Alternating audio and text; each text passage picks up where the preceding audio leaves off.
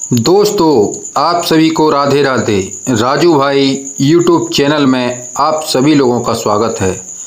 आज हम फिर से एक नई कहानी को लेकर हाजिर हो रहे हैं। तो आइए कहानी को शुरू करते हैं। एक गांव में एक महात्मा जी आए हुए थे, जो कि गांव-गांव प्रवचन देने के लिए जाते थे। उनका खुद का ना तो कोई ठिकाना था। महात्मा जी अपने मन में हमेशा सोचते रहते कि कोई मेरा छोटा मोटा स्थान हो। महात्मा जी अपने मन में सोचते कि कोई मुझे थोड़ी सी जगह मिल जाती तो मैं अपना आश्रम बना लेता और मुझे फिर इधर उधर प्रवचन देने के लिए नहीं जाना पड़ता।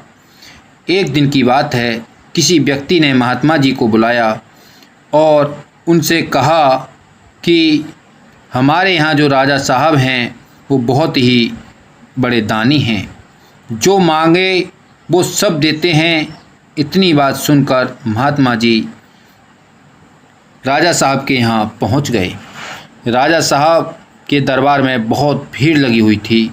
दूर दूर से लोग आए हुए थे और जो मांग रहे थे वो उन्हें दिया जा रहा था। ये सब महात्मा जी देख रहे थे और कुछ देर बाद महात्मा जी का भी नंबर आ गया। तो राजा ने महात्मा जी को प्रणाम किया और फिर पूछा कि महाराज आपको क्या चाहिए। तो महात्मा जी ने कहा कि राजन, हमें रहने के लिए एक कुटिया बनानी है, हमें थोड़ी सी जगह चाहिए। तब राजा ने कहा कि महाराज आपको कितनी जगह चाहिए। इतनी बात सुनकर महात्मा जी का दिमाग चलने लगा। पहले महात्मा जी ने सोचा कि 2 बीघा ज़मीन ले लेता हूँ। फिर महात्मा जी सोचने लगे कि बड़ा राजा है, बड़ा दिलवाला है, 5 बीघा तो मांग ही लेता हूँ। फिर महात्मा जी ने सोचा कि आश्रम के लिए बार बार क्या जगह मांगनी, एक बार मैं 8 बीघा ज़मीन मांग लेता हूँ। और फिर महात्मा जी वो सोच ही रहे थे कि जब तक राजा साहब बोले कि बताओ महाराज आपको कितनी जगह चाहिए।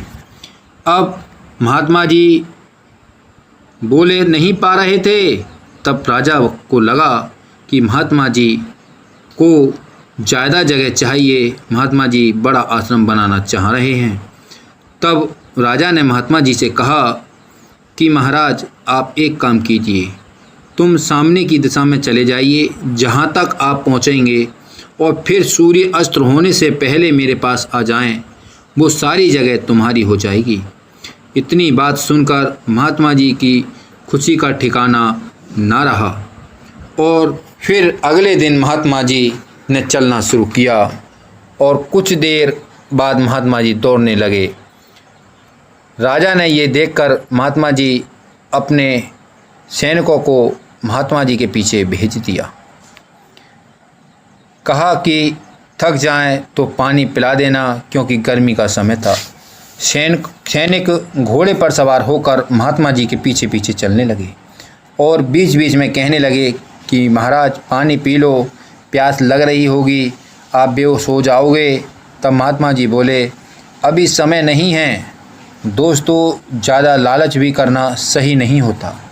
उस लालच से या तो अपना नुकसान होता है या अपनी जान भी से हाथ धोना भी पड़ सकता है। तो आइए आगे कहानी में सुनते हैं कि महात्मा जी के साथ फिर आगे क्या हुआ। और फिर सुबह से लेकर शाम तक महात्मा जी भागते रहे। महात्मा जी को बाद में याद आया कि शर्त में ये भी तय हुआ था कि शाम को सूर्य अस्त होने से पहले मेरे पास आना होगा, तभी वह जगह तुम्हारी होगी। अब वापस महात्मा जी राजा के महल की तरफ दौड़ पड़े और भागते भागते सूरज ढलने से पहले राजा के दरबार में पहुंच भी गए। लेकिन वहां जाकर महात्मा जी गिर पड़े और ऐसे गिरे कि दोबारा नहीं उठे और महात्मा जी हमेशा के लिए इस दुनिया को छोड़कर चले गए। ये कहानी महात्मा जी की नहीं, ये कहानी आपकी, हमारी और हम सब लोगों की है, क्योंकि हम सब में से बहुत सारे लोग दौड़ रहे हैं, दौड़ते जा रहे हैं, भागते जा रहे हैं। पता नहीं उन लोगों को और क्या क्या चाहिए। हम भूल गए कि ज़िंदगी सिर्फ दौड़ने के भागने के लिए नहीं बल्कि जीने के लिए होती है। दोस्तों, ये कहानी हमें ये सिखा देती है कि हमें ज़िंदगी में कभी भी ज़्यादा लालच नहीं करना चाहिए। दोस्तों, आप सभी को राधे राधे। राजू भाई यूट्यूब चैनल में आप सभी लोगों का स्वागत है। हम दिल से आशा करते हैं कि आप लोगों को हमारी कहानी ज़रूर पसंद आ रही होंगी। अगर हमारी कहानी आप लोगों को पसंद आ रही हो तो आप अपनी फैमिली तथा दोस्तों के साथ शेयर ज़रूर करें और चैनल को सब्सक्राइब करें, बेल आइकन को प्रेस करें ताकि आने वाली नोटिफिकेशन आपको सबसे पहले दी जा सके। और कमेंट में हर हर महादेव लिखना ना भूलें।